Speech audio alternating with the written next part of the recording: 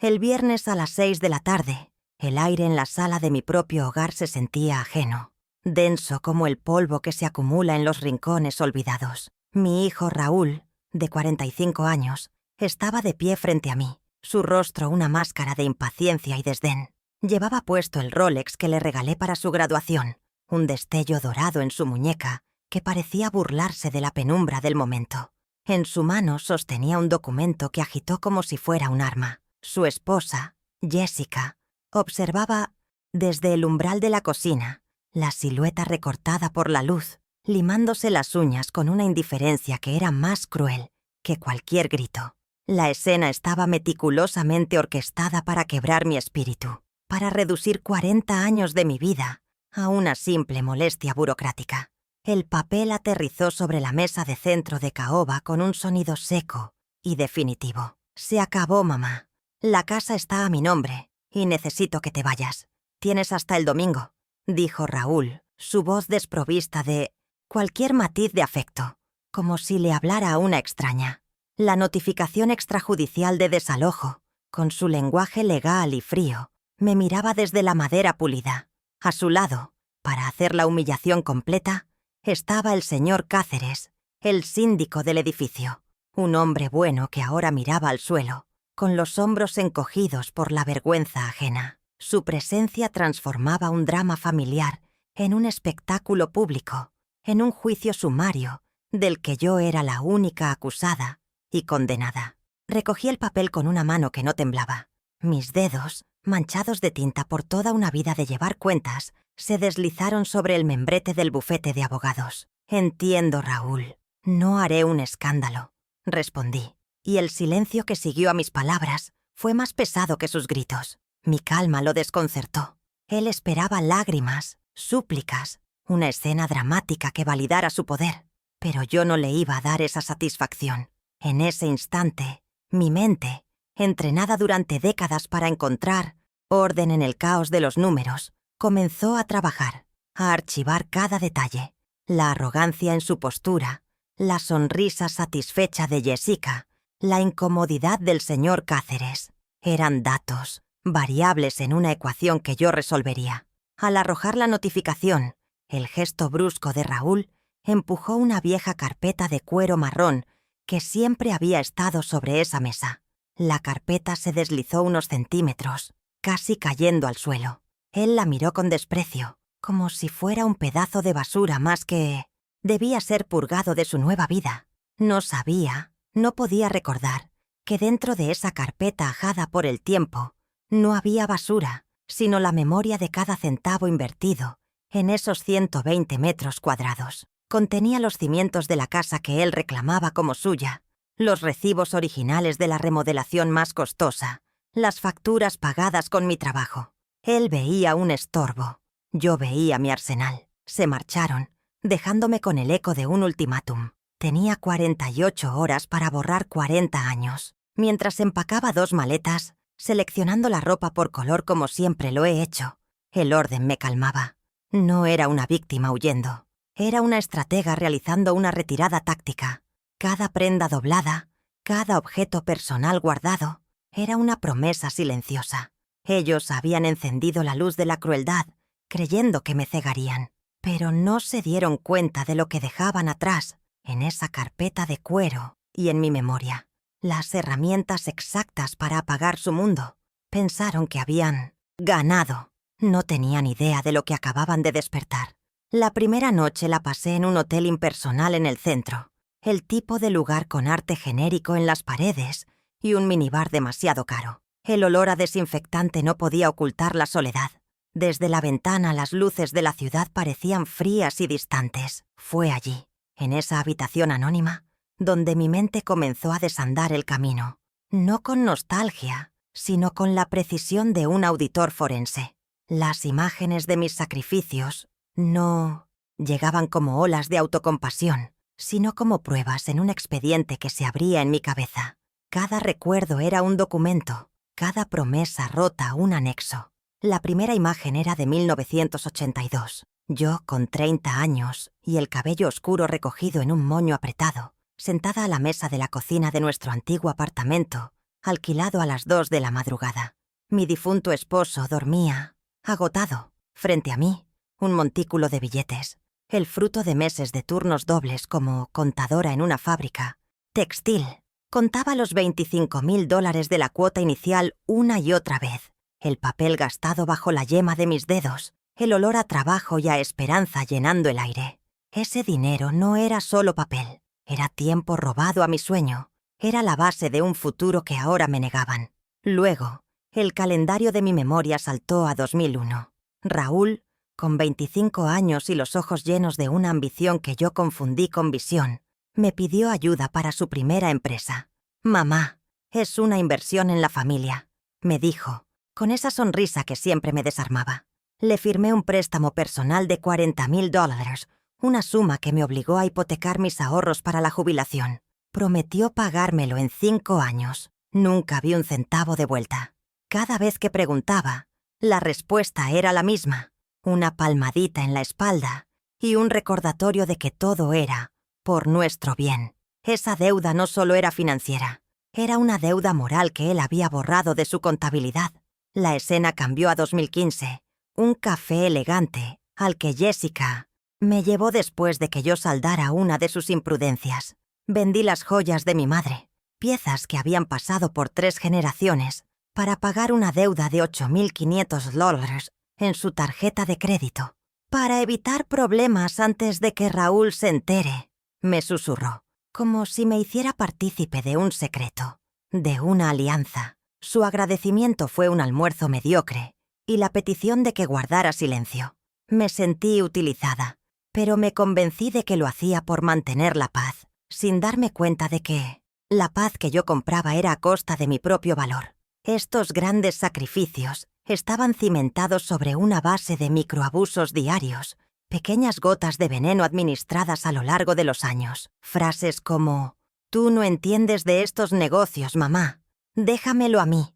Cada vez que yo, la contadora, intentaba entender los documentos de la propiedad que me hacían firmar. O Jessica, con su falsa dulzura, diciéndome: «Gloria, a tu edad es normal que se te olviden las cosas». Siempre que yo osaba mencionar el dinero que les había prestado, era una estrategia de desgaste, diseñada para hacerme dudar de mi propia mente, de mi propia historia. El golpe final, el que permitió la humillación del viernes, había ocurrido hacía 10 años. Me convencieron de transferirles la propiedad del apartamento. «Es solo una planificación de herencia para evitar impuestos, mamá. Es lo más inteligente», explicó Raúl, usando términos que sonaban lógicos y protectores. Firmé los papeles confiando ciegamente en mi hijo, sin la asesoría de un abogado propio, creyendo que aseguraba su futuro. No sabía que en realidad estaba firmando mi propia sentencia, renunciando al único patrimonio que había construido con el sudor de mi frente. La confianza, descubrí, es el activo más fácil de liquidar.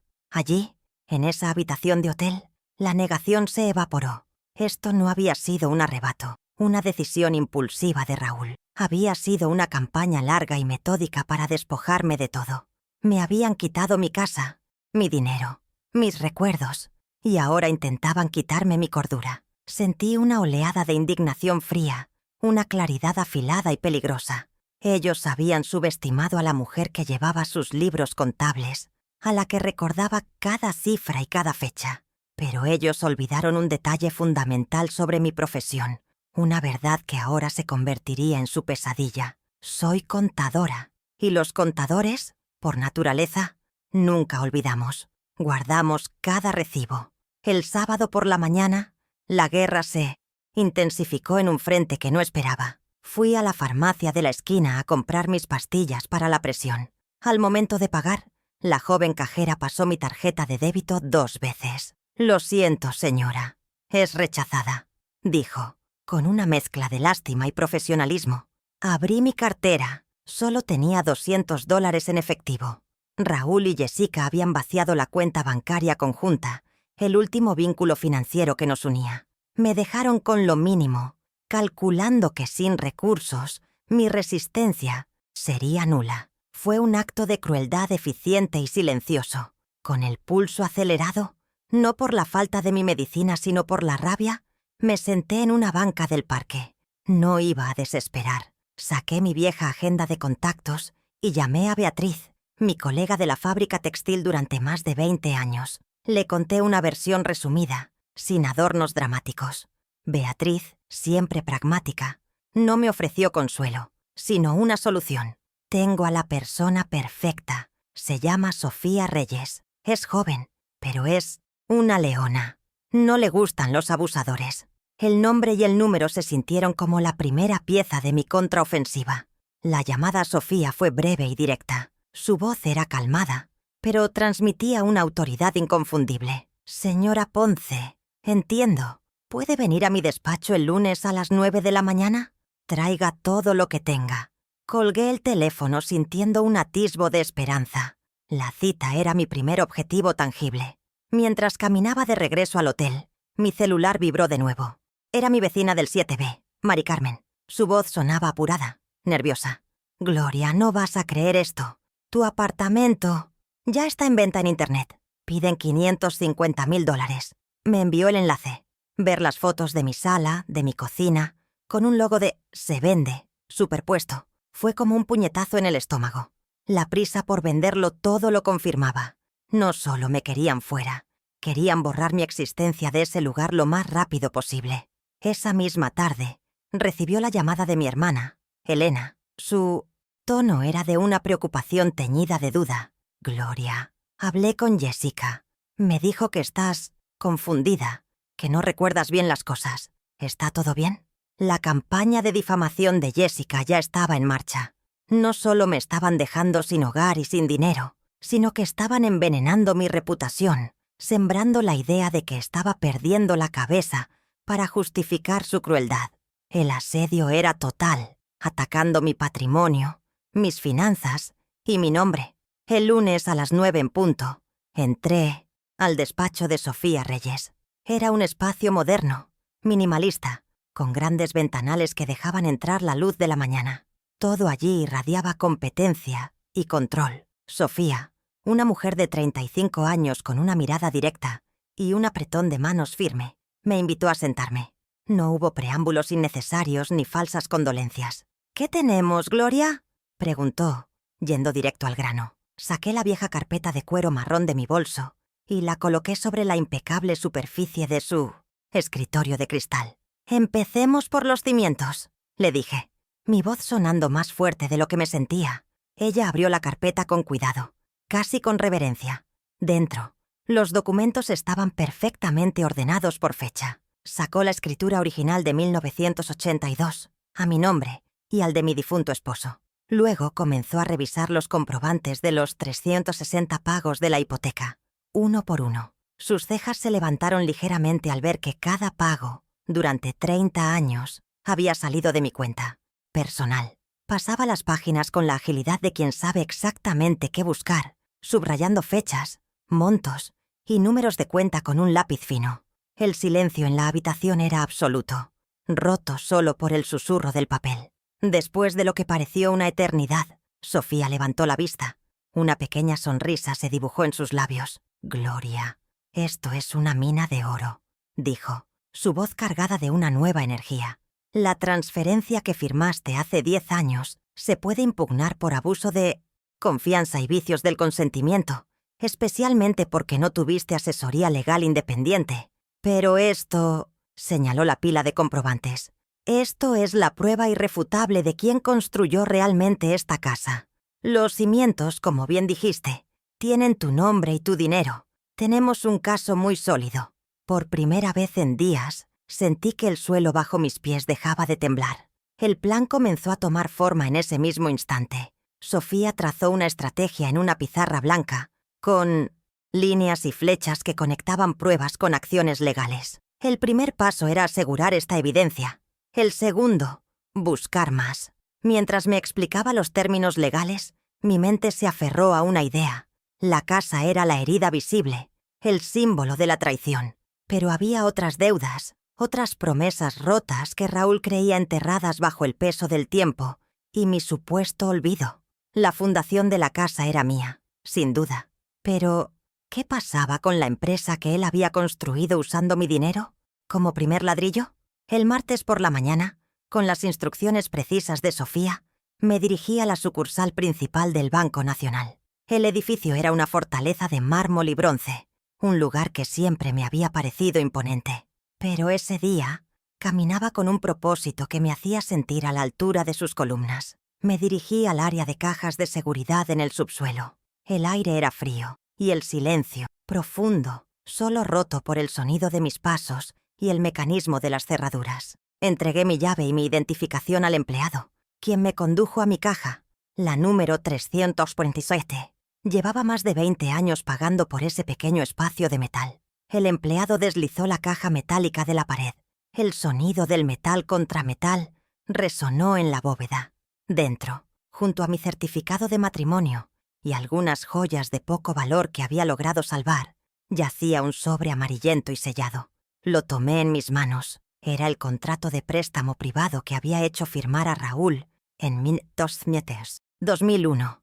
A pesar de mi amor por él, mi instinto de contadora me había hecho llevarlo ante un notario. Era mi seguro, una precaución que en su momento me pareció una exageración, una desconfianza casi maternal, pero que ahora se revelaba como una clarividencia. Sentada en una pequeña sala privada, rompí el sello y desdoblé el documento.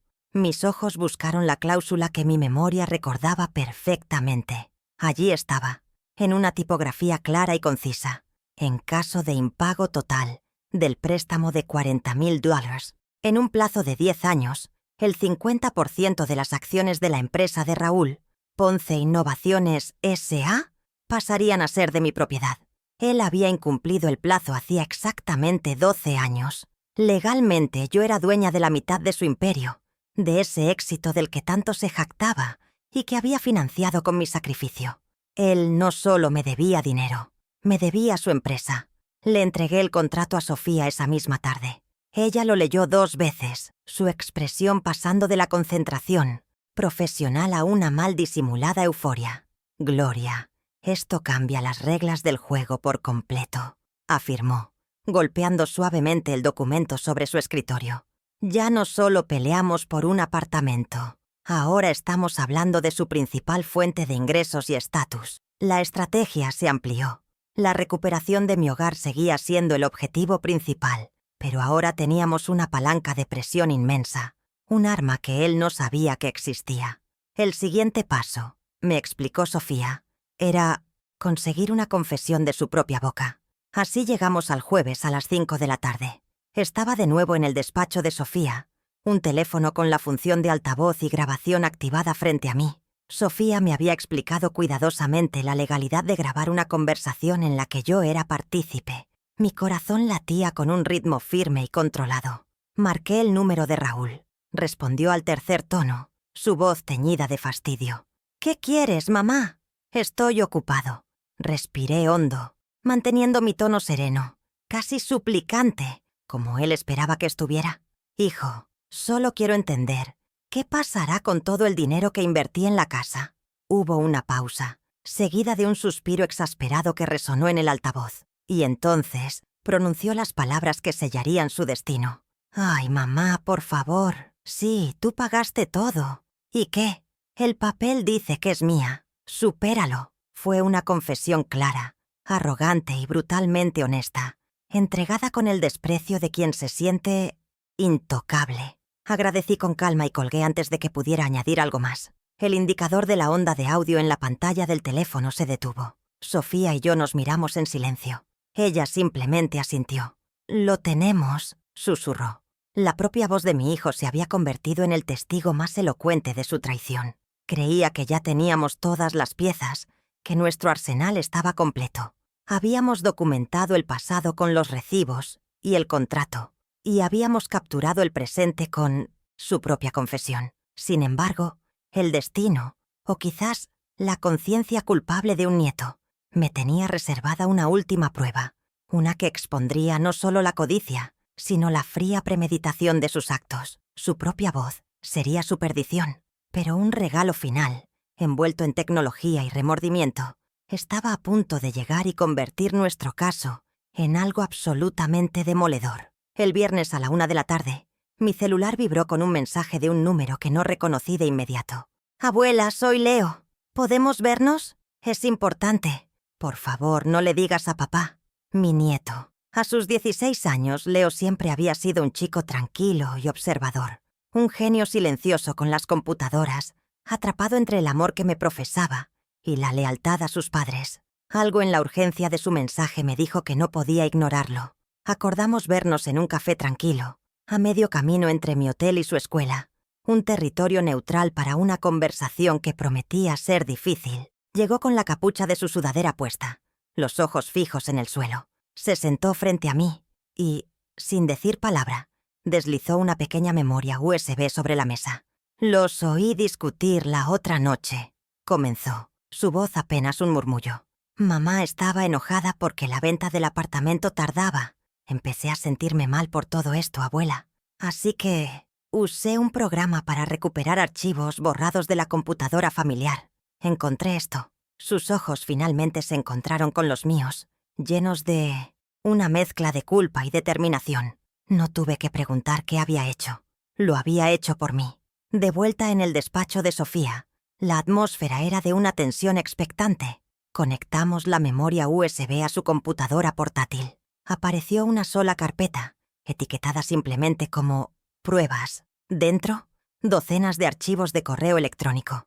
Los abrimos. Eran una serie de comunicaciones entre Jessica y el agente inmobiliario. Pero lo que nos dejó sin aliento fueron las fechas. Estaban fechados un mes antes de mi desalojo.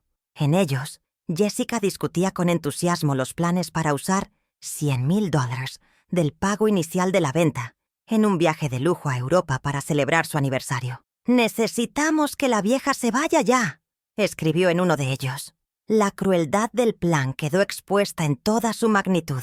No fue una decisión repentina. Fue una conspiración fríamente calculada, planeada con semanas de antelación. La venta del apartamento no era una necesidad, como Raúl había afirmado. Era el medio para financiar un estilo de vida extravagante a mi costa. Mientras leía las palabras de mi nuera, mi rostro permaneció sereno. Una máscara de calma que ocultaba la tormenta de hielo en mi interior. Mis ojos, sin embargo, se endurecieron hasta convertirse en 2 esquirlas de acero. La última pizca de duda, el último vestigio de afecto maternal que pudiera haber quedado, se extinguió en ese instante. Sofía se reclinó en su silla, mirando la pantalla, y luego a mí. Su expresión ya no era solo de una abogada analizando un caso. Había una indignación personal en su mirada. «Gloria, esto es monstruoso», dijo en voz baja. «Esto demuestra premeditación, dolo y una clara intención de defraudar. Ya no se trata solo de un abuso de confianza familiar. Esto roza lo criminal. La memoria USB que Leo me había entregado no era solo una prueba más. Era el corazón oscuro de toda la operación, la prueba irrefutable de la malicia con la que habían actuado.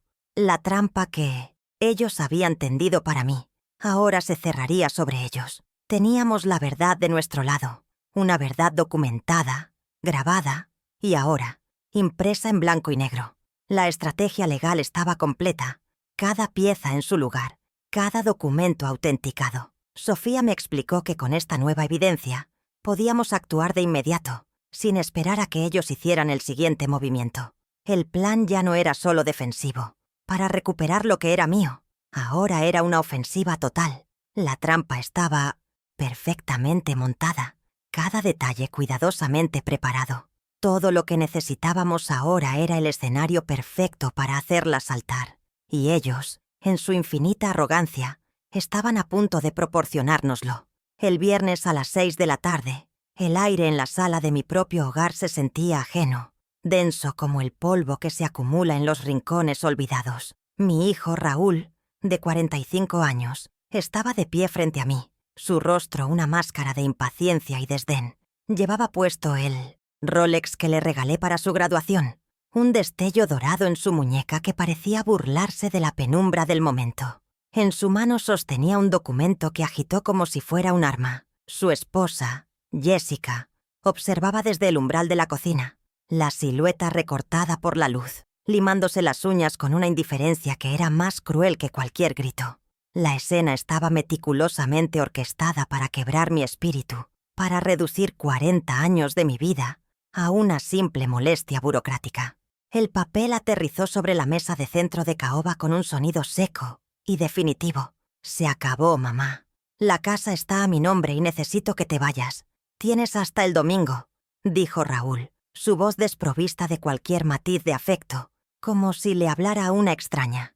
La notificación extrajudicial de desalojo, con su lenguaje legal y frío, me miraba desde la madera pulida. A su lado, para hacer la humillación completa, estaba el señor Cáceres, el síndico del edificio, un hombre bueno que ahora miraba al suelo, con los hombros encogidos por la vergüenza ajena. Su presencia transformaba un drama familiar en un espectáculo público, en un juicio sumario del que yo era la única acusada y condenada.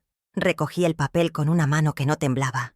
Mis dedos, manchados de tinta por toda una vida de llevar cuentas, se deslizaron sobre el membrete del bufete de abogados. Entiendo, Raúl. No haré un escándalo, respondí, y el silencio que siguió a mis palabras fue más pesado que sus gritos. Mi calma lo desconcertó. Él esperaba lágrimas, súplicas, una escena dramática que validara su poder. Pero yo no le iba a dar esa satisfacción. En ese instante, mi mente, entrenada durante décadas para encontrar orden en el caos de los números, comenzó a trabajar, a archivar cada detalle. La arrogancia en su postura, la sonrisa satisfecha de Jessica, la incomodidad del señor Cáceres, eran datos, variables en una ecuación que yo resolvería. Al arrojar la notificación, el gesto brusco de Raúl empujó una vieja carpeta de cuero marrón que siempre había estado sobre esa mesa. La carpeta se deslizó unos centímetros, casi cayendo al suelo. Él la miró con desprecio, como si fuera un pedazo de basura, más que debía ser purgado de su nueva vida. No sabía, no podía recordar, que dentro de esa carpeta ajada por el tiempo no había basura, sino la memoria de cada centavo invertido en esos 120 metros cuadrados. Contenía los cimientos de la casa que él reclamaba como suya, los recibos originales de la remodelación más costosa, las facturas pagadas con mi trabajo. Él veía un estorbo. Yo veía mi arsenal. Se marcharon sin una palabra más, cerrando la puerta con una contundencia que hizo vibrar los cuadros en la pared. El señor Cáceres me dirigió una mirada fugaz, llena de una disculpa que no se atrevió a pronunciar, y se retiró con pasos silenciosos. Me quedé sola en medio del silencio, con el ultimátum de 48 horas resonando en mis oídos. Miré a mi alrededor, a las paredes que habían sido testigos de toda mi vida adulta, y no sentí tristeza, sino una extraña y fría determinación. Caminé hacia mi dormitorio y saqué 2 maletas del armario. Comencé a empacar metódicamente, doblando la ropa por color, como siempre lo he hecho. El orden me calmaba. No era una víctima huyendo. Era una estratega realizando una retirada táctica. Cada prenda doblada, cada objeto personal guardado, era una promesa silenciosa. Ellos habían encendido la luz de la crueldad, creyendo que me cegarían, que me verían tropezar en la oscuridad de la desesperación. Pero se equivocaron. No se dieron cuenta de lo que dejaban atrás, en esa carpeta de cuero y en mi memoria. Las herramientas exactas para apagar su mundo. Pensaron que la batalla había terminado con esa notificación, que habían ganado la guerra con una sola firma en un papel. No tenían la más remota idea de lo que acababan de despertar. La contadora que llevaba 40 años registrando cada sacrificio estaba a punto de presentar su balance final, y las cuentas no les iban a cuadrar. Antes de cerrar la última maleta, volví a la sala. Tomé la carpeta de cuero marrón. Su superficie gastada se sentía familiar bajo mis dedos. La abrí y el olor a papel viejo llenó el aire. Dentro, perfectamente archivados, estaban los recibos de la cocina de granito que Jessica tanto había presumido, las facturas del piso de madera que Raúl había exigido, el contrato con el arquitecto que yo supervisé personalmente. Cada documento era un ladrillo en la construcción de este hogar, y cada uno llevaba mi nombre, mi firma, el rastro de mi trabajo. Ellos habían heredado las paredes, pero habían olvidado que yo poseía los cimientos, y una casa sin cimientos, por muy bonita que parezca, está destinada a derrumbarse. La primera noche la pasé en un hotel impersonal en el centro, el tipo de lugar con arte genérico en las paredes y un minibar demasiado caro. El olor a desinfectante industrial no podía ocultar la punzante soledad que se filtraba por debajo de la puerta. Desde la ventana del 7º piso, las luces de la ciudad parecían frías y distantes, como estrellas indiferentes a mi drama terrenal. Fue allí, en esa habitación anónima, donde mi mente comenzó a desandar el camino, no con la nostalgia de una abuela que recuerda tiempos mejores, sino con la precisión de un auditor forense, revisando una cuenta fraudulenta. Las imágenes de mis sacrificios no llegaron como olas de autocompasión, sino como pruebas en un expediente que se abría en mi cabeza. Cada recuerdo era un documento, cada promesa rota un anexo. El balance de mi vida estaba a punto de ser recalculado. La primera imagen que se proyectó en el teatro de mi memoria fue de 1982. Yo, con 30 años, y el cabello oscuro recogido en un moño apretado para que no me molestara, sentada a la mesa de la cocina de nuestro antiguo apartamento alquilado. Eran las 2 de la madrugada. Mi difunto esposo dormía en la habitación contigua, agotado por su trabajo en la construcción. Frente a mí, bajo la luz amarillenta de una bombilla solitaria, había un montículo de billetes. Eran los $25.000 de la cuota inicial del apartamento de la calle Amores, 734, el fruto de meses de turnos dobles como contadora en una fábrica textil. Contaba el dinero una y otra vez, el papel gastado bajo la yema de mis dedos, el olor a trabajo y a esperanza llenando el aire. Ese dinero no era solo papel, era tiempo robado a mi sueño, horas de sueño perdidas y la base de un futuro que ahora me negaban. Ese recuerdo se sentía tan vívido que casi podía oler el café recalentado que me mantenía despierta.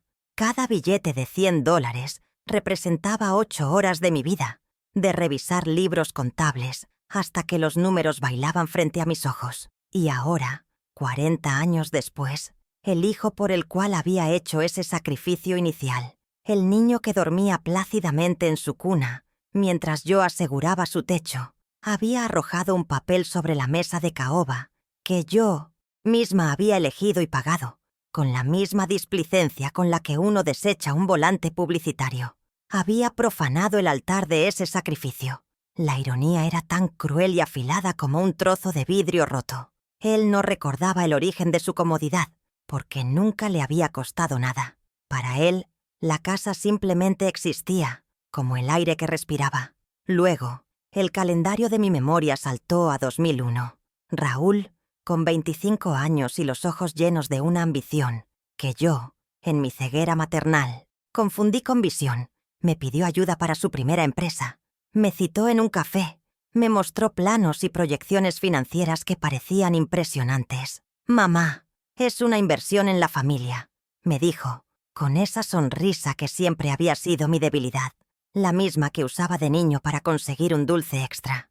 Le firmé un préstamo personal de $40.000, una suma que me obligó a hipotecar mis ahorros para la jubilación, el dinero que había guardado celosamente para mi vejez. Prometió pagármelo en 1.805 años, con intereses. Firmé los papeles en el banco sintiendo un nudo en el estómago, pero lo disfracé de orgullo por su empuje.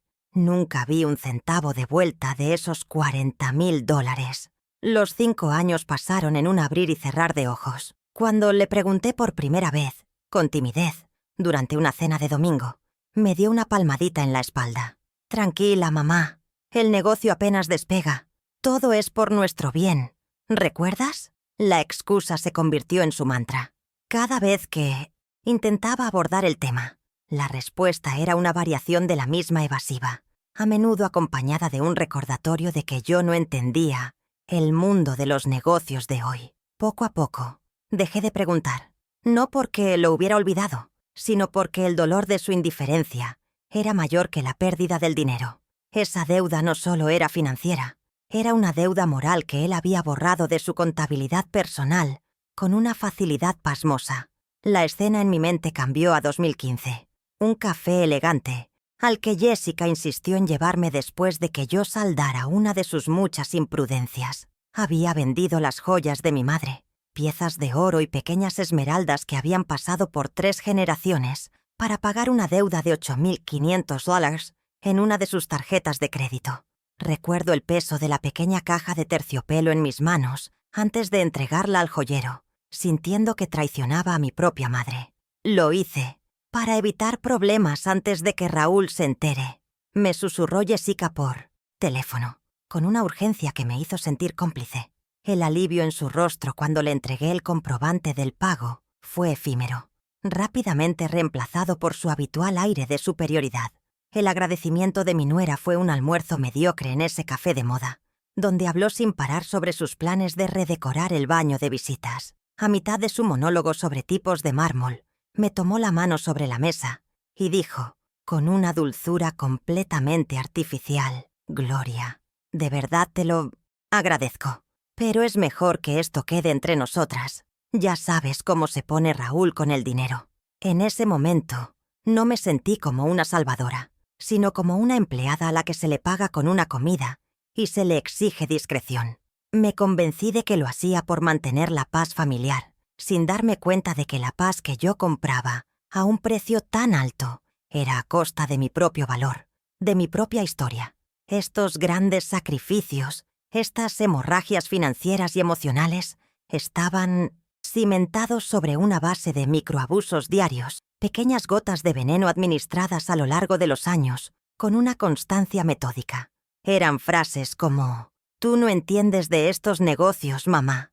Déjamelo a mí», pronunciadas con condescendencia cada vez que yo, la contadora que había financiado esos mismos negocios, intentaba entender los documentos de la propiedad que me hacían firmar. O Jessica, con su falsa dulzura, diciéndome: «Gloria, a tu edad es normal que se te olviden las cosas». Siempre que yo osaba mencionar el dinero que les había prestado, era una estrategia de desgaste, un gaslighting sutil y persistente, diseñado para hacerme dudar de mi propia mente, de mi propia historia. El golpe final, el que permitió la humillación del viernes, había ocurrido hacía 10 años, en 2013. Me convencieron de transferirles la propiedad del apartamento. «Es solo una planificación de herencia para evitar impuestos, mamá. Es lo más inteligente», me explicó Raúl, usando términos que sonaban lógicos y protectores. Me llevó a una notaría donde un amigo suyo lo arregló todo rápidamente. Firmé los papeles confiando ciegamente en mi hijo, sin la asesoría de un abogado propio, creyendo que aseguraba su futuro y el de mi nieto. No sabía que, en realidad, estaba firmando mi propia sentencia de desalojo, renunciando al único patrimonio que había construido con el sudor de mi frente. La confianza, descubrí esa noche en el hotel, es el activo más fácil de liquidar y el más difícil de recuperar. El lunes a las 9 en punto, entré al despacho de Sofía Reyes. Era un espacio moderno, minimalista, con grandes ventanales que dejaban entrar la luz de la mañana, un marcado contraste con el peso de la historia que yo cargaba. Todo allí irradiaba una competencia tranquila y un control absoluto. Sofía, una mujer de 35 años con una mirada directa que no admitía rodeos y un apretón de manos firme, me invitó a sentarme. No hubo preámbulos innecesarios ni falsas condolencias. «¿Qué tenemos, Gloria?», preguntó yendo directo al grano. Saqué la vieja carpeta de cuero marrón de mi bolso y la coloqué sobre la impecable superficie de su escritorio de cristal. El sonido sordo del cuero contra el vidrio fue como el primer golpe de un martillo en un juicio. «Empecemos por los cimientos», le dije, mi voz sonando más fuerte y segura de lo que me sentía por dentro. Ella abrió la carpeta con un cuidado casi reverencial, como si estuviera manejando un artefacto histórico. Dentro, los documentos estaban perfectamente ordenados por fecha, un hábito de toda una vida. Sacó primero la escritura original de 1982, a mi nombre y al de mi difunto esposo. Luego, comenzó a revisar los comprobantes de los 360 pagos de la hipoteca, uno por uno. Sus cejas se levantaron ligeramente al ver que cada pago, durante 30 años, había salido de mi cuenta personal. Pasaba las páginas con la agilidad de quien sabe exactamente qué buscar. subrayando fechas, montos y números, de cuenta con un lápiz fino. El único sonido en la habitación era el susurro del papel. Cada hoja una declaración silenciosa de mi sacrificio. Yo veía en sus manos no solo papeles, sino 30 años de mi vida laboral, de mi dedicación, de mi sudor. Después de lo que pareció una eternidad, Sofía levantó la vista. Una pequeña sonrisa, afilada y profesional, se dibujó en sus labios. «Gloria, esto es una mina de oro», dijo, su voz cargada de una nueva energía. «La transferencia que firmaste hace 10 años se puede impugnar por abuso de confianza y vicios del consentimiento, especialmente porque no tuviste asesoría legal independiente. Pero esto», señaló la pila de comprobantes con la punta de su lápiz, «esto es la prueba irrefutable de quién construyó realmente esta casa. Los cimientos, como bien dijiste, tienen tu nombre y tu dinero. Tenemos un caso muy sólido. Por primera vez en días, sentí que el suelo bajo mis pies dejaba de temblar. Pero la casa era solo el comienzo. Faltaba la deuda que él creía olvidada, la que no estaba escrita en ladrillos, sino en acciones. El martes por la mañana, con las instrucciones precisas de Sofía, me dirigí a la sucursal principal del Banco Nacional. El edificio era una fortaleza de mármol y bronce, un lugar que siempre me había parecido imponente. Pero ese día caminaba con un propósito que me hacía sentir a la altura de sus columnas. Me dirigí al área de cajas de seguridad en el subsuelo. El aire era frío y el silencio, profundo, solo, roto por el sonido de mis pasos y el mecanismo de las cerraduras. Entregué mi llave, la número 347, y mi identificación al empleado, quien me condujo a mi caja. Llevaba más de 20 años pagando por ese pequeño espacio de metal, un archivo secreto para las verdades que no se confían a los cajones de una casa. Era el último bastión de mi prudencia. El empleado deslizó la caja metálica de la pared. El sonido del metal contra metal resonó en la bóveda. Un sonido definitivo y frío. Dentro, junto a mi certificado de matrimonio y algunas joyas de poco valor que había logrado salvar, yacía un sobre amarillento y sellado. Lo tomé en mis manos. Era el contrato de préstamo privado que había hecho firmar a Raúl en 2001. A pesar de mi amor ciego por él, mi instinto de contadora me había hecho llevarlo ante un notario público. Era mi seguro, una precaución que en su momento me pareció una exageración, una desconfianza casi maternal, pero que ahora se revelaba como una clarividencia. A veces, el amor necesita un anexo legal, una cláusula de escape para cuando la confianza se declara en bancarrota. Sentada en una pequeña sala privada, rompí el sello con un movimiento preciso. Desdoblé el documento. Mis ojos buscaron la cláusula que mi memoria recordaba perfectamente, palabra por palabra. Allí estaba, en una tipografía clara y concisa.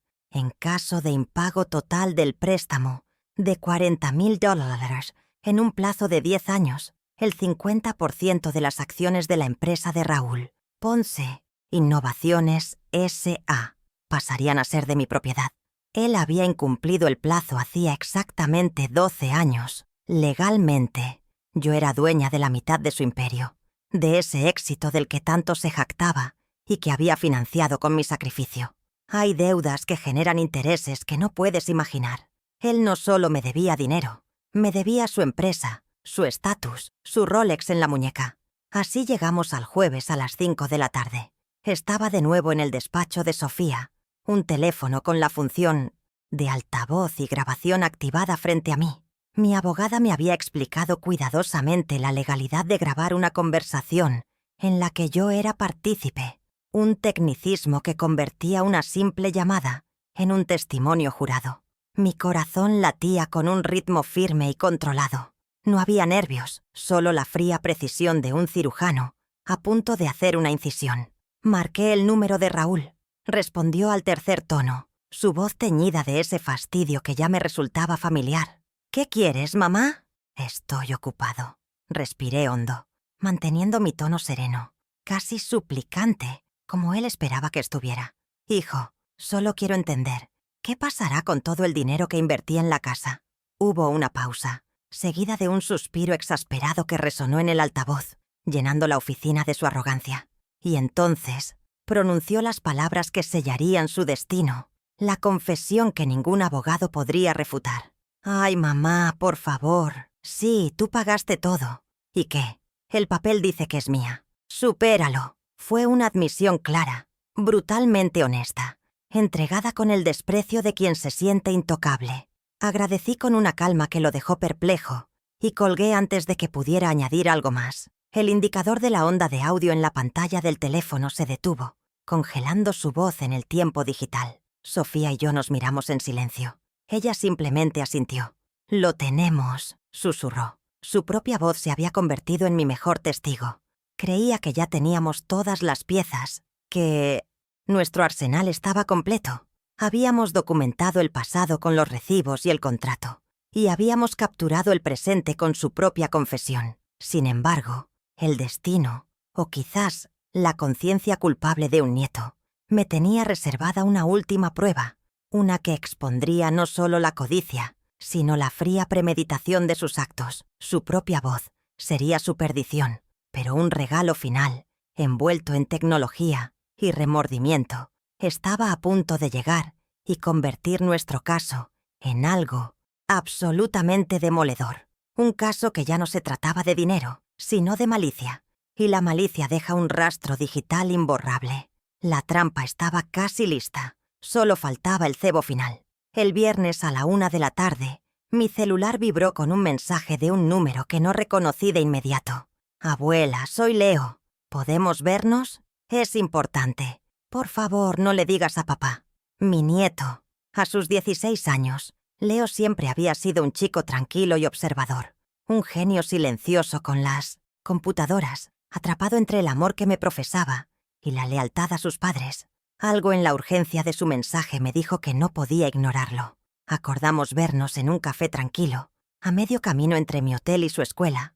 Un territorio neutral para una conversación que prometía ser difícil.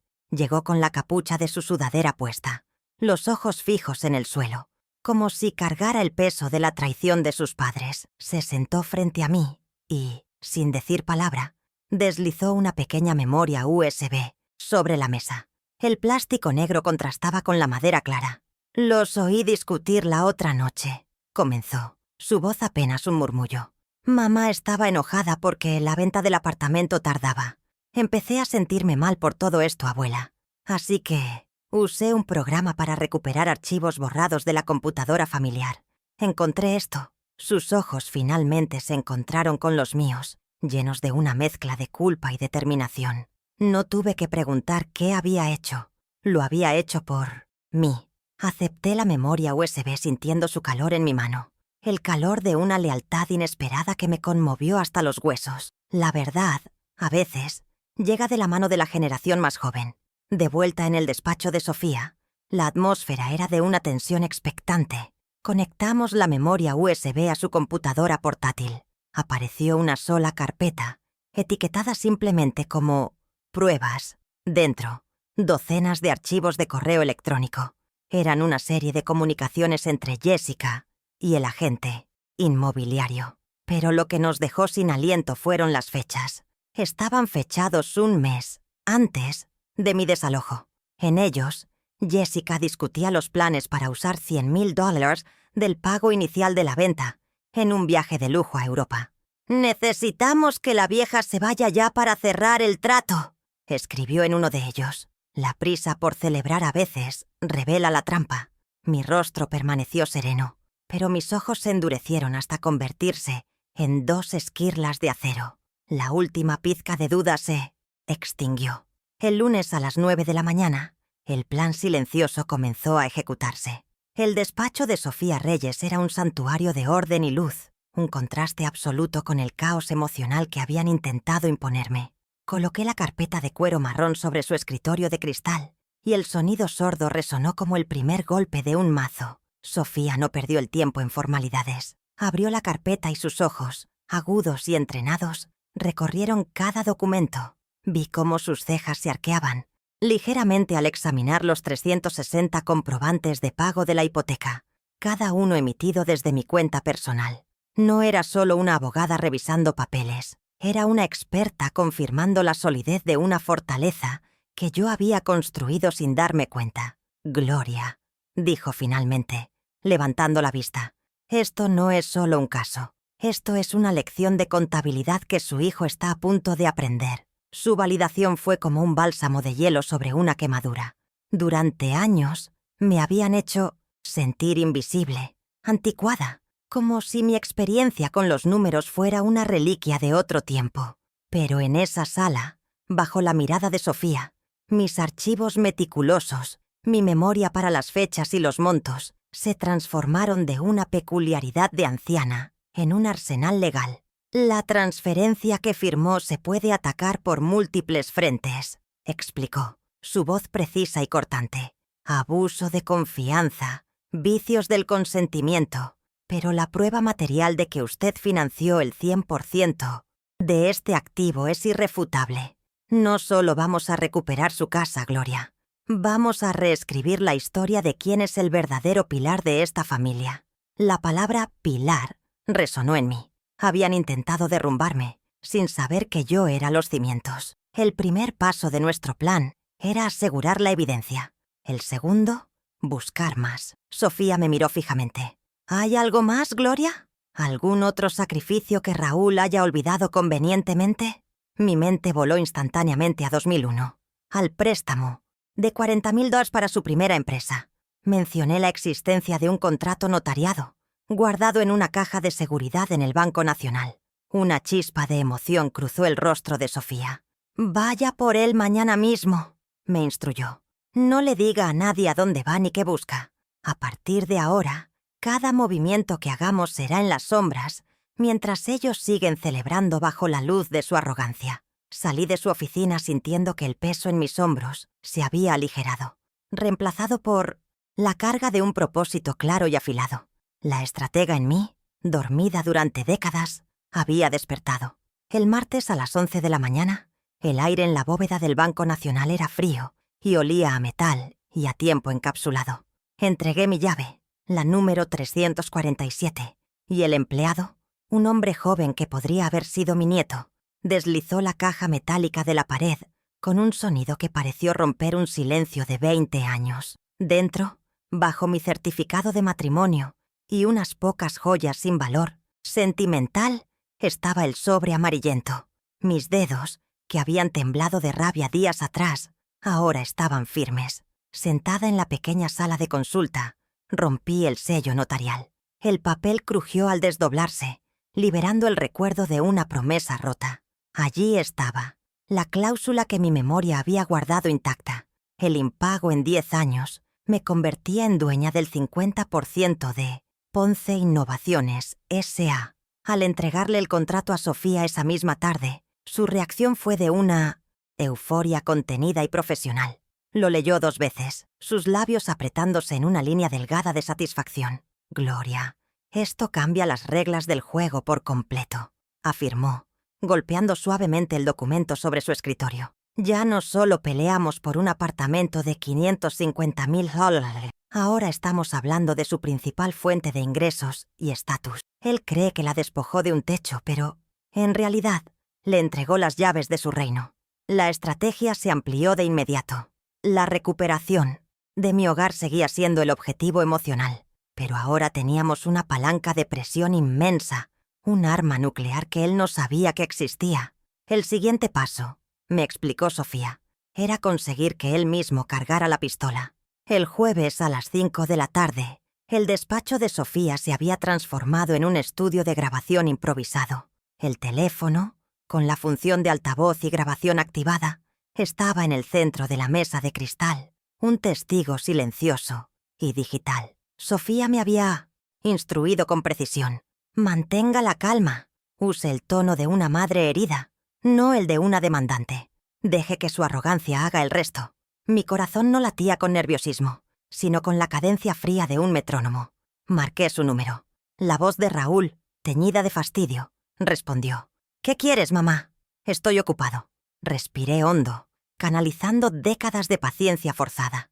«Hijo», comencé, mi voz temblando ligeramente. Un efecto que ensayé. «Solo quiero entender, ¿qué pasará con todo el dinero que invertí en la casa?» La pausa al otro lado de la línea fue breve. cargada de impaciencia. Luego, el suspiro exasperado, un sonido que había escuchado 1000 veces y que siempre me había hecho sentir pequeña.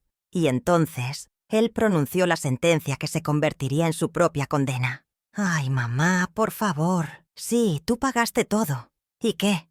El papel dice que es mía. Supéralo». Cada palabra fue una confesión, una daga que él mismo se clavaba. Agradecí con una calma que lo desconcertó y colgué. La onda de audio en la pantalla del teléfono se congeló, capturando su desprecio para la posteridad. Sofía y yo nos miramos. No hizo falta decir nada. Un simple asentimiento de cabeza fue suficiente. «Lo tenemos», susurró ella. Su propia voz se había convertido en la prueba reina, el testigo irrefutable de su traición. Creía que ya teníamos todas las piezas, que nuestro arsenal estaba completo. Habíamos documentado el pasado con los recibos y el contrato, y habíamos capturado el presente con su propia confesión. Sin embargo, el destino, o quizás la conciencia culpable de mi nieto, me tenía reservada una última prueba, una que expondría no solo la codicia, sino la fría premeditación de sus actos. El viernes a la 1 de la tarde, el mensaje de Leo llegó como un rayo de luz en la oscuridad.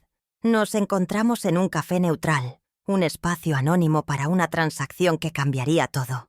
Él deslizó la memoria USB sobre la mesa sin mirarme a los ojos. Su vergüenza era un testimonio del amor que aún sentía por mí. «Lo siento, abuela. No podía dejar que siguieran con esto». Acepté la pequeña pieza de tecnología sintiendo su calor. El calor de una lealtad inesperada que me conmovió profundamente. De vuelta en la seguridad del despacho de Sofía, conectamos la memoria a su computadora. La carpeta llamada Pruebas contenía docenas de correos electrónicos entre Jessica y el agente inmobiliario. Las fechas fueron el verdadero golpe. Un mes antes de mi desalojo, leí cómo mi nuera planeaba con entusiasmo un viaje de lujo a Europa, con un presupuesto de $100,000, usando el dinero del anticipo de la venta de mi casa. «Necesitamos que la vieja se vaya ya para cerrar el trato», escribió en uno de ellos. La frase, tan cruda y despectiva, borró cualquier vestigio de compasión que pudiera haber albergado. La máscara de víctima se había caído. Esto era una conspiración. Sofía se reclinó en su silla, su rostro una mezcla de indignación profesional y asombro. «Gloria, esto es monstruoso», dijo en voz baja. «Esto demuestra premeditación, dolo y una clara intención de defraudar. Ya no se trata solo de un abuso de confianza familiar. Esto roza lo criminal. Con esto podemos solicitar medidas cautelares inmediatas». La memoria USB que Leo me había entregado no era solo una prueba más. Era el corazón oscuro de toda la operación, la prueba irrefutable de la malicia con la que habían actuado. La trampa que ellos habían tendido para mí, ahora se cerraría sobre ellos con el peso de sus propias palabras, de sus propios planes, de su propia codicia digitalizada. La justicia, a veces, necesita un archivo adjunto. El plan de acción final se trazó en menos de 1 hora. Sofía trabajó con una velocidad y una precisión que me dejaron sin aliento. Cada prueba fue catalogada, autenticada y adjuntada a un borrador de demanda que parecía tener preparado en su mente desde nuestra primera reunión. El sábado por la mañana, a primera hora, presentaré la demanda en el juzgado de Guardia, me explicó, señalando un calendario. Solicitaremos una medida cautelar urgente para congelar la venta del inmueble, así como la inmovilización de todas las cuentas bancarias personales y empresariales de Raúl Ponce y Jessica Molina. La frase «inmovilización de todas las cuentas» sonó como música para mis oídos. No era venganza, era la consecuencia lógica de sus actos, un balance contable que finalmente se ajustaba a la realidad. El sábado por la mañana, mientras la ciudad despertaba, Sofía ya estaba en movimiento. A las 10:30 recibí su llamada. «El juez de guardia acaba de firmar la orden, Gloria. Todo está congelado. La notificación oficial será entregada esta noche». Colgué el teléfono y miré por la ventana de mi habitación de hotel. Sabía que esa noche, Raúl y Jessica celebrarían su 20º aniversario de bodas en mi apartamento, el escenario de mi humillación. Habían invitado a socio, familia y amigos influyentes para alardear de un éxito construido sobre mis ruinas. No sabían que la fiesta estaba a punto de ser interrumpida. Ellos tenían los invitados, la música y el champán. Yo tenía la verdad, una orden judicial y a la mejor abogada de la ciudad. La ironía era exquisita. El mismo lugar donde me habían juzgado y sentenciado públicamente frente al señor Cáceres sería el escenario de su propia caída. La fiesta, diseñada para cimentar su estatus social, se convertiría en el tribunal donde su reputación sería desmantelada pieza por pieza. Me dirigí a mi maleta y saqué el vestido que había empacado, un traje de seda de color azul oscuro, elegante y sobrio. No era un atuendo de víctima, sino de ejecutora. Mientras me preparaba, no sentía nervios, solo una calma glacial. Iba a recuperar mi casa, sí, pero esa noche iba a reclamar algo mucho más valioso: mi nombre, mi historia y mi dignidad. La noche prometía ser, sin duda alguna, inolvidable para todos. El viernes por la tarde, de vuelta en el despacho de Sofía, la atmósfera era de una tensión expectante. Conectamos la memoria USB que mi nieto Leo me había entregado a su computadora portátil. Apareció una sola carpeta, etiquetada simplemente como «Pruebas». Dentro, docenas de archivos de correo electrónico. Los abrimos. Eran una serie de comunicaciones entre Jessica y el agente inmobiliario. Pero lo que nos dejó sin aliento fueron las fechas. Estaban fechados un mes antes de mi desalojo. En ellos, Jessica discutía con entusiasmo los planes para usar $100,000 del pago inicial de la venta en un viaje de lujo a Europa para celebrar su aniversario. «Necesitamos que la vieja se vaya ya», escribió en uno de ellos. La frase, tan cruda y despectiva, borró cualquier vestigio de compasión que pudiera haber albergado. Mi rostro permaneció sereno, una máscara de calma que ocultaba la tormenta de hielo en mi interior. Pero mis ojos se endurecieron hasta convertirse en 2 esquirlas de acero. Sofía se reclinó en su silla, mirando la pantalla, y luego a mí. Su expresión ya no era solo la de una abogada analizando un caso. Había una indignación personal en su mirada, una solidaridad que trascendía lo profesional. «Gloria, esto es monstruoso», dijo en voz baja. «Esto demuestra premeditación, dolo y una clara intención de defraudar.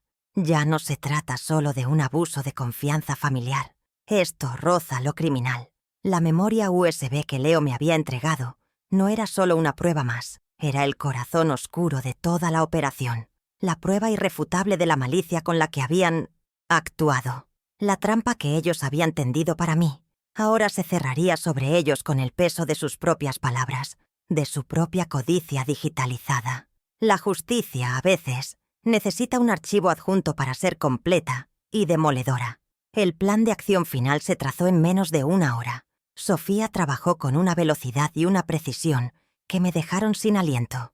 Cada prueba fue catalogada, autenticada y adjuntada a un borrador de demanda que parecía tener preparado en su mente desde nuestra primera reunión.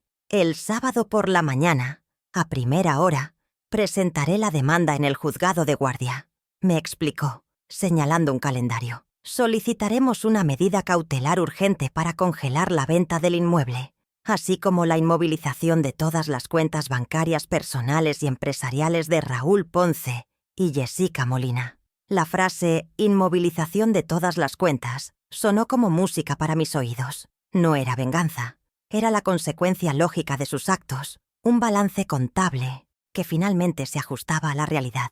Ellos habían calculado mi desalojo, pero nunca calcularon esta respuesta. El sábado por la mañana transcurrió en una calma tensa. Mientras la ciudad despertaba perezosamente, yo ya estaba vestida, sentada junto a la ventana de mi habitación de hotel, observando el ir y venir de la gente en la calle. Imaginaba a Jessica corriendo de un lado a otro, supervisando los arreglos florales y la llegada del catering, asegurándose de que cada detalle de su fiesta de aniversario fuera perfecto para impresionar a sus invitados. Imaginaba a Raúl, quizás probándose un traje nuevo, revisando el brillo de su Rolex. Se preparaban para una celebración, para brindar por su éxito y su futuro brillante. No tenían idea de que, a pocos kilómetros de distancia, Sofía ya estaba en movimiento, presentando los documentos que convertirían su fiesta en un funeral para su reputación y su patrimonio. La ignorancia, a veces, es el preludio de la catástrofe. A las 10:30 de la mañana, mi celular sonó. Era Sofía. Su voz era tranquila, pero vibraba con una corriente de triunfo contenido. El juez de guardia acaba de firmar la orden, Gloria. Todo está congelado. La venta del apartamento está bloqueada y sus cuentas, tanto personales como las de la empresa, están inmovilizadas con efecto inmediato. La notificación oficial será entregada esta noche. Colgué el teléfono y sentí una oleada de alivio tan profunda que tuve que sentarme en el borde de la cama. Era una victoria silenciosa, una batalla ganada en el papel antes de que se disparara un solo tiro en público. En ese momento, Raúl y Jessica eran ricos solo en su imaginación. Su imperio financiero se había convertido en un espejismo, y ellos aún no lo sabían. La ironía de la situación era exquisita, casi poética. Sabía que esa noche, Raúl y Jessica celebrarían su 20º aniversario de bodas en mi apartamento. El mismo escenario donde me habían humillado una semana antes. Habían invitado a socios de negocios, a familiares que habían escuchado la versión de Jessica sobre mi confusión y a amigos influyentes para alardear de un éxito construido sobre mis ruinas. No sabían que la fiesta estaba a punto de ser interrumpida, que el telón de su farsa estaba a punto de caer. Ellos tenían los invitados, la música y el champán. Yo tenía la verdad, una orden judicial y a la mejor abogada de la ciudad. El escenario que habían elegido para su coronación se convertiría en el tribunal de su juicio, público. Esta victoria intermedia cambió la dinámica de poder de una forma fundamental. Ya no era la madre despojada que suplicaba justicia, era la acreedora que llegaba a cobrar una deuda. El control había pasado a mis manos. La orden judicial era un escudo y una espada. Me protegía de cualquier intento de intimidación y me daba el arma para desmantelar su vida de apariencias. No sentía una alegría eufórica, sino una profunda sensación de equilibrio restaurado. Era la contadora que finalmente veía cómo las cuentas cuadraban. Durante años la columna de mis sacrificios había crecido sin que la columna de su gratitud la igualara. Esa noche, el balance final iba a ser presentado, y el saldo sería a mi favor. La justicia, al final, es solo una forma de contabilidad moral. Pasé la tarde preparándome, no con nerviosismo, sino con la metódica calma de un general antes de la batalla. Me dirigí a mi maleta y saqué el vestido que había empacado para una ocasión que no sabía que llegaría. Era un traje de seda de color azul oscuro, elegante y sobrio, con un pequeño broche de plata que había pertenecido a mi madre. No era un atuendo de víctima, sino de ejecutora. Mientras me vestía, me miré en el espejo. Vi las arrugas alrededor de mis ojos, cada una un registro de noches sin dormir y de preocupaciones silenciosas. Pero también vi una fuerza que no sabía que poseía, una determinación forjada en el fuego de la traición. No iba a recuperar mi casa. Esa noche iba a reclamar algo mucho más valioso. Mi nombre, mi historia y mi dignidad. A las 9:30 de la noche, un taxi me dejó en la esquina de la calle Amores. Caminé la última cuadra lentamente, sintiendo el aire fresco de la noche en mi rostro. Las luces del número 734 brillaban, y desde la calle podía escuchar el murmullo de las voces y una música suave que se filtraba por las ventanas de mi antiguo hogar. Cada paso en esa acera era un paso hacia la confrontación. Recordé la última vez que había salido de ese portal, arrastrando 2 maletas y un corazón hecho pedazos. Ahora regresaba con las manos vacías, pero con el poder de la ley de mi lado. Sofía y 2 oficiales de justicia, vestidos de civil para no causar alarma prematura, ya me esperaban discretamente junto a la entrada, sus rostros serenos y profesionales.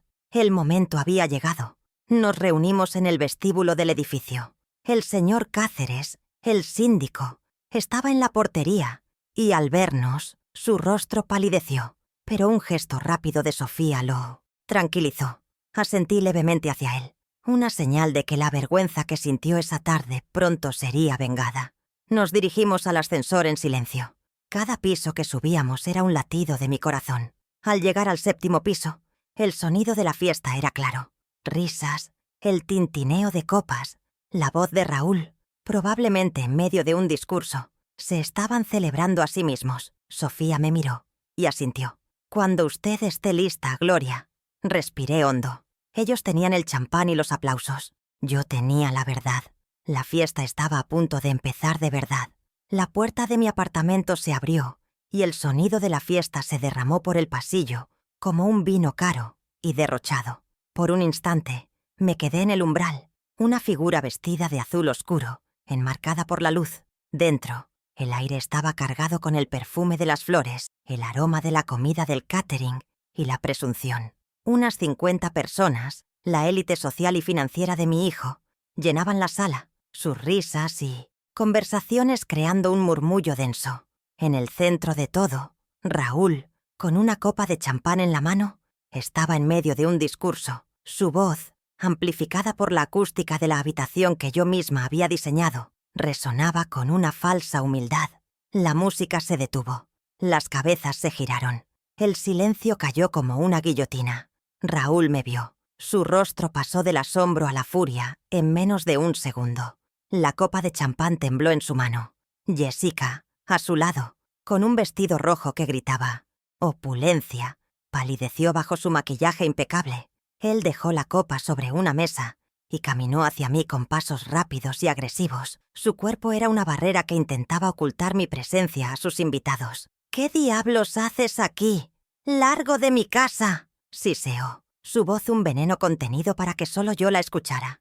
Pude ver el pánico en sus ojos, el terror de que su mundo perfectamente construido se viniera abajo. Pero ya era demasiado tarde. La primera grieta en su fachada acababa de aparecer, y yo había traído el martillo para terminar el trabajo. Mantuve mi postura, serena, sin retroceder un solo centímetro ante su avance. Mis ojos se encontraron con los suyos, y por primera vez en muchos años, no vi a mi hijo, sino a un extraño, con una voz clara y firme, que resonó en el silencio absoluto de la sala. Pronuncié las palabras que habíamos ensayado. «Raúl, solo vine a notificar una decisión judicial». No fue un grito ni una súplica, fue una declaración de hechos, tan fría y precisa como una entrada en un libro mayor. El murmullo entre los invitados se convirtió en una tensión palpable. Todos entendieron que no estaban presenciando un drama familiar, sino el comienzo de una ejecución pública. La fiesta había terminado. El juicio estaba por comenzar. Antes de que Raúl pudiera responder, Sofía Reyes dio un paso al frente, interponiéndose elegantemente entre nosotros. Su presencia irradiaba una autoridad tranquila, pero inquebrantable. «Buenas noches a todos», dijo, su voz proyectándose con la claridad de una abogada acostumbrada a dominar una sala. «Mi nombre es Sofía Reyes y represento a la señora Gloria Ponce». Hizo una pausa, dejando que el peso de sus palabras se asentara. «Estamos aquí para informar al señor Ponce que se ha iniciado un proceso legal en su contra por fraude y abuso de confianza. Empecemos por este apartamento. Tenemos pruebas irrefutables, incluyendo 360 recibos de hipoteca, que demuestran que fue pagado en su totalidad por mi clienta durante 30 años. Un murmullo audible recorrió la sala. Vi a algunos socios de Raúl intercambiar miradas incómodas. Raúl intentó reír, un sonido hueco y forzado. «Esto es absurdo. El apartamento está a mi nombre. Mi madre, lamentablemente, está confundida». Jessica rápidamente apoyó la mentira, dirigiéndose a una amiga cercana con una mirada de falsa compasión. «Pobre Gloria, su edad le está afectando». Pero la narrativa que habían construido con tanto cuidado comenzaba a desmoronarse bajo la luz cruda de los hechos. La duda se instaló en los rostros de los invitados. La gente no miraba a una anciana senil. Veían a una mujer digna, acompañada por una abogada que no parecía estar bromeando en lo más mínimo. El estatus de Raúl, construido sobre cimientos de arena, comenzaba a temblar. Sofía no le prestó atención a su interrupción. Continuó con la misma calma metódica. «Además del inmueble, señor Ponce, la demanda incluye una deuda de $40,000 que usted contrajo con su madre en 2001 para fundar su empresa, Ponce Innovaciones. Sacó de su portafolio una copia del contrato notariado y la sostuvo en alto para que todos la vieran. Un préstamo que nunca pagó, según la cláusula de incumplimiento de este contrato, que usted firmó. El 50% de las acciones de su compañía le pertenecen legalmente a la señora Ponce desde hace 12 años. Si antes había murmullos, ahora el silencio era total. Los socios de Raúl ya no parecían incómodos, parecían alarmados. Su imperio no solo estaba siendo cuestionado, estaba siendo reclamado. «¡Eso es una mentira! ¡Un invento!», gritó Raúl, perdiendo por completo la compostura. Su rostro estaba rojo de ira y humillación. «Nunca firmé tal cosa». Sofía lo miró con una calma casi clínica. «Quizás su propia voz le refresque la memoria», dijo, y de su bolso sacó un pequeño pero potente altavoz portátil. Lo colocó sobre la mesa de centro. El silencio en la sala era tan profundo que se podía oír el zumbido del aire acondicionado. Con un simple toque en su teléfono, la voz de mi hijo llenó el espacio, clara y arrogante. «Ay, mamá, por favor. Sí, tú pagaste todo. ¿Y qué? El papel dice que es mía. Supéralo». La grabación terminó, pero sus palabras quedaron flotando en el aire. Una condena autoinfligida. La humillación fue instantánea y total. Vi a Raúl tambalearse como si hubiera recibido un golpe físico. Los rostros de los invitados eran un mosaico de conmoción, lástima y desprecio. Algunos comenzaron a retroceder discretamente hacia la puerta. El socio principal de Raúl, un hombre mayor al que siempre había respetado, simplemente negó con la cabeza y se alejó. El juicio social había sido más rápido y brutal que cualquier proceso legal. En menos de 5 minutos, mi hijo había pasado de ser el anfitrión exitoso y admirado a un fraude expuesto, condenado por su propia voz y su propia codicia. Su Rolex de oro parecía ahora una baratija en la muñeca de un ladrón, pero el acto final aún no había llegado. Sofía dirigió su mirada fría hacia Jessica, quien intentaba hacerse invisible junto a la chimenea. «Y para usted, señora Molina, también tenemos un recordatorio de su planificación a futuro». Sofía leyó en voz alta una copia impresa de los correos electrónicos. Su voz era monótona, pero cada palabra era un latigazo. «Necesitamos que la vieja se vaya ya para cerrar el trato. Con los 100.000 del adelanto podemos hacer ese viaje a Europa que tanto queremos». La mención del dinero y el despectivo «la vieja» hizo que Jessica soltara un pequeño gemido. Su máscara de sofisticación se hizo añicos, revelando la vulgaridad de su avaricia. Su reputación, su bien más preciado, se disolvió en ese instante. Fue entonces cuando los 2 oficiales de justicia, que habían permanecido discretamente cerca de la entrada, dieron un paso al frente. Su movimiento fue tranquilo pero lleno de autoridad. El primero se acercó a Raúl, que estaba paralizado, y le entregó un sobre, lacrado. «Señor Raúl Ponce, esta es una orden judicial. Con efecto inmediato, todas sus cuentas bancarias personales y las cuentas de su empresa, Ponce Innovaciones S.A., han sido congeladas a la espera de una investigación por fraude». Raúl miró el papel como si no entendiera las palabras. El motor de su vida, el dinero, acababa de ser apagado. El pánico real, el terror existencial, finalmente se apoderó de su rostro. El segundo oficial se dirigió a un hombre que reconoció como el agente inmobiliario de Raúl, quien estaba tratando de escabullirse entre la multitud. Le entregó un documento similar.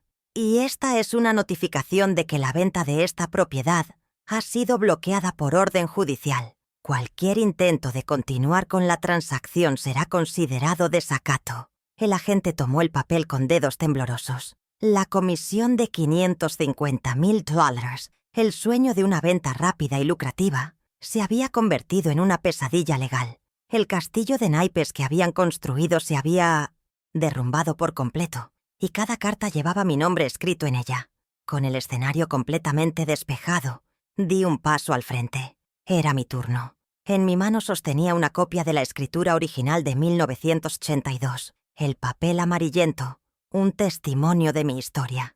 Mi voz no tembló. Era el sonido de la calma después de la tormenta. «Esta casa se construyó con mi trabajo, no con tu arrogancia», dije, mirando directamente a los ojos de Raúl. Luego, Le hice la pregunta que había guardado en mi corazón durante una semana. ¿De verdad creíste que 40 años de mi vida, de mis sacrificios, cabían en una sola firma tuya en un papel que me hiciste firmar a traición? No hubo respuesta, solo el eco de su silencio culpable. Dirigí mi mirada de Raúl a Jessica, uniéndolos en mi veredicto final. Según la ley, y hasta que un juez determine el alcance de su fraude, la poseedora original y legítima de este inmueble soy yo. Hice una pausa, dejando que la enormidad de esas palabras los aplastara. El poder había cambiado de manos de forma definitiva. Ya no era la desalojada, sino la que desalojaba. Tienen exactamente 1 hora para recoger sus efectos personales más indispensables y marcharse de mi casa. La misma humillación que me habían infligido, ahora se las devolvía, no con crueldad, sino con la fría e impersonal fuerza de la ley. Los invitados que quedaban comenzaron a irse en un éxodo silencioso y avergonzado, sin despedirse, evitando nuestras miradas como si la desgracia fuera contagiosa. La música se había apagado. Las copas de champán estaban a medio beber sobre las mesas. La opulenta fiesta de aniversario se había transformado en el velorio de una vida de mentiras. Raúl y Jessica se quedaron solos en medio de los restos de su celebración. 2 estatuas de sal en un reino que se había desvanecido. Él miraba sus manos vacías, ella miraba el suelo, derrotada. No había gritos ni más discusiones, solo el peso abrumador de las consecuencias. Yo me quedé de pie junto a la puerta, observando. No sentía alegría ni un placer vengativo. Sentía una profunda y tranquila sensación de justicia, como un libro de contabilidad que finalmente cuadra, después de años de desorden. El balance final había sido presentado. Sofía se colocó a mi lado, un gesto silencioso de apoyo. Los oficiales de justicia permanecieron en sus puestos, garantizando que la orden se cumpliera. El aire en mi hogar, que se había sentido tan ajeno y denso, comenzaba a sentirse limpio de nuevo, como después de una tormenta que purifica la atmósfera. Estaba en casa. Finalmente Raúl levantó la vista. Sus ojos, antes llenos de arrogancia, ahora estaban vacíos. Sin decir una palabra, se dio la vuelta y caminó hacia su dormitorio. Jessica lo siguió, arrastrando los pies. Su vestido rojo ahora parecía un disfraz ridículo en medio del desastre. Escuché el sonido de cajones abriéndose y cerrándose con prisa. La hora que les había dado había comenzado a correr. Yo no me moví. Esperaría. Había esperado 40 años para que se hiciera justicia. Podía esperar 1 hora más para recuperar las llaves de mi vida. La dignidad no tiene precio. Y la memoria, como acababan de descubrir, no se desaloja. Una vez que la puerta se cerró detrás de ellos, el silencio que llenó la sala fue absoluto y sanador. El eco de la fiesta fallida, con sus copas a medio beber y sus canapés abandonados, no era el rastro de una celebración interrumpida, sino la evidencia de una mentira desmantelada. Caminé lentamente por mi hogar, tocando la superficie de la mesa de caoba, ahora libre de notificaciones y amenazas. El aire, antes denso y ajeno, comenzaba a sentirse ligero, respirable, mío otra vez. No hubo un estallido de alegría, sino una profunda y serena sensación de reequilibrio, como si una cuenta que llevaba años en números rojos finalmente hubiera sido saldada. Esa noche no solo recuperé las llaves de mi apartamento, recuperé el aire, la luz y el silencio que me pertenecían. La justicia, a veces, suena como una puerta que se cierra suavemente. A la mañana siguiente desperté en mi propia cama. La luz del sol se filtraba a través de las cortinas con una familiaridad que me había sido robada. Pude distinguir el canto de los pájaros en el árbol de la ventana y el murmullo lejano del tráfico matutino, sonidos que habían sido la banda sonora de mi vida durante 40 años. Me levanté y preparé café en mi propia cocina, el aroma llenando el espacio como un viejo amigo que regresa. Cada gesto, cada objeto en su lugar, era una reafirmación de mi existencia, de mi historia. La habitación del hotel había sido un purgatorio anónimo. Esto era un santuario. La diferencia no estaba en el lujo ni en la comodidad, sino en la memoria impregnada en las paredes. Una memoria que ahora yo volvía a custodiar. Unas semanas después, el acuerdo judicial, negociado con la impecable eficiencia de Sofía, puso el punto final legal a la pesadilla. Sostuve en mis manos la nueva escritura de 1900, propiedad, con mi nombre como única titular. El papel era grueso, con el sello oficial en relieve, pero su peso era mucho más que el de unos gramos de celulosa.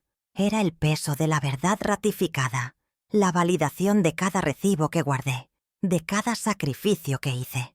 No era un documento de victoria, sino de restitución. La ley no me había regalado nada, simplemente había reconocido lo que siempre fue mío. El fraude de Raúl no residía solo en haberme hecho firmar un papel, sino en haber creído que ese papel podía borrar 40 años de mi vida. Con la propiedad asegurada, establecí nuevos límites, tan claros e innegociables como una línea en un libro mayor. Raúl puede visitarme una vez al mes, solo, y con cita previa, confirmada por escrito. La primera vez que vino se sentó en el borde del sofá, con la mirada baja, el Rolex ausente de su muñeca. No hubo disculpas, no las esperaba, pero en su silencio, en su postura encogida, vi el reconocimiento de su derrota. Nuestra conversación fue breve, centrada en temas triviales. Ya no era el hijo todopoderoso que dictaba las reglas en mi casa. Era un visitante, un extraño con recuerdos compartidos, sujeto a un protocolo que yo había diseñado para proteger mi paz. El poder no es gritar más fuerte, es decidir quién puede entrar en tu silencio. Para Jessica, el límite fue absoluto, una orden de restricción. No fue un acto de venganza, sino de profilaxis. Su ambición había sido el combustible de la codicia de Raúl, su desprecio, el veneno que casi me ahoga. Su castigo no vino de un juez, sino de la misma sociedad que tanto se esforzaba por impresionar. Su nombre se convirtió en un susurro en los círculos sociales que frecuentaba. Su historia, una advertencia sobre la arrogancia. La vi una vez, a lo lejos, en una tienda. Su rostro, antes una máscara de superioridad, ahora parecía cansado y anónimo. Su mayor temor no era la pobreza, sino la irrelevancia, y en la ejecución pública de su carácter, había encontrado su verdadera condena. Hay destinos peores que perder dinero. La separación financiera fue total y liberadora. Cerré cada cuenta conjunta, cortando el último cordón umbilical que me ataba a su irresponsabilidad. Con el 50% de las acciones de Ponce Innovaciones S.A. bajo mi control, tomé una decisión estratégica. No me convertiría en su socia, sino en su acreedora silenciosa. Establecí un plan para venderle mis acciones de vuelta a la empresa a lo largo de 5 años, a valor de mercado. Esto me aseguraba una jubilación cómoda, y a él, la obligación de trabajar para pagarme por lo que me había robado. Cada transferencia trimestral no es solo dinero, es un recordatorio constante de que los cimientos de su éxito, al igual que los de mi casa, los construí yo. Lo primero que hice fue transformar el espacio físico. Contraté a una empresa para que se llevara cada mueble ostentoso que Jessica había comprado, cada lámpara de diseño, cada alfombra que no guardaba ninguna de mis huellas. La casa respiró aliviada. Poco a poco, traje de vuelta mis viejos sillones, mi biblioteca de madera, mis cuadros y en el balcón, lo más importante, mis macetas. Compré tierra nueva y replanté mis malbones, cuyas semillas había guardado en un pequeño sobre. Ver sus hojas verdes y sus primeras flores rojas brotar fue como verme a mí misma florecer de nuevo. Un hogar no son las cosas que tienes, sino la vida que cultivas en él. Mi rutina se transformó en un remanso de paz ordenada. Las mañanas son para leer el periódico con una taza de té, sin la ansiedad de escuchar una discusión en la habitación de al lado. Las tardes para administrar mis nuevas inversiones con una confianza que no sabía que tenía, y para caminar por el parque. Ya no soy solo una contadora jubilada, soy la presidenta de mi propia vida. El silencio ya no es un signo de soledad, sino de soberanía. Descubrí que la dignidad no es algo que te dan, sino el espacio que declaras como tuyo, un territorio donde las opiniones de los demás no tienen jurisdicción. Mi casa, con sus 120 metros cuadrados, ahora se siente infinita. Mi nieto Leo se convirtió en mi visitante más frecuente. Viene después de la escuela, no por obligación, sino por un genuino afecto que ambos hemos redescubierto. Una tarde, mientras yo estaba en el balcón, Él se sentó a mi lado con su computadora portátil. Le mostré cómo organizar facturas en una hoja de cálculo, cómo crear fórmulas para que todo cuadrara. No le estaba enseñando contabilidad, le estaba enseñando el valor de la transparencia, de llevar un registro de la propia vida. Él me miraba con una admiración que era el mayor de los regalos. Estaba pasándole un legado, no de dinero, sino de competencia y de orden, las verdaderas herramientas para construir cualquier cosa que perdure. Este proceso no solo cambió mis circunstancias, me cambió a mí. La mujer que se sentaba en silencio mientras su nuera la menospreciaba ya no existe. He encontrado una voz que no necesita gritar para ser escuchada. Cuando mi hermana me llamó para disculparse por haber dudado de mí, acepté su disculpa, pero también le dejé claro que la confianza, una vez rota, requiere una reconstrucción meticulosa. He aprendido a establecer límites no como muros, sino como puentes que solo pueden cruzar aquellos que respetan mi territorio. Ya no soy la madre abnegada que se define por su sacrificio. Soy Gloria Ponce, una mujer que conoce su valor hasta el último centavo. Ahora, cada atardecer, me siento en mi balcón a regar mis malbones. Sus flores rojas son un punto de color vibrante contra el gris del concreto de la ciudad. Leo a menudo está a mi lado, contándome de su día. Miro las luces que comienzan a encenderse en los edificios. Las mismas luces que desde la ventana del hotel me parecían frías y distantes. Ahora las veo como lo que son. Millones de historias, millones de hogares, cada uno con sus propias cuentas que saldar. La mía, finalmente, está en orden. Siento una paz que no es ausencia de problemas, sino la certeza de que puedo enfrentarlos. He sobrevivido a la tormenta y he aprendido a navegar. La casa siempre fue solo un símbolo, un activo tangible en una guerra por lo intangible. Lo que realmente me quitaron esa tarde de viernes no fueron ladrillos y cemento, sino mi historia, mi lugar en el mundo. Al recuperarlos, entendí la lección más importante de mi vida, una que no se aprende en los libros de contabilidad. Me quitaron una casa, pero les devolví una lección. La dignidad no tiene precio y la memoria no se desaloja.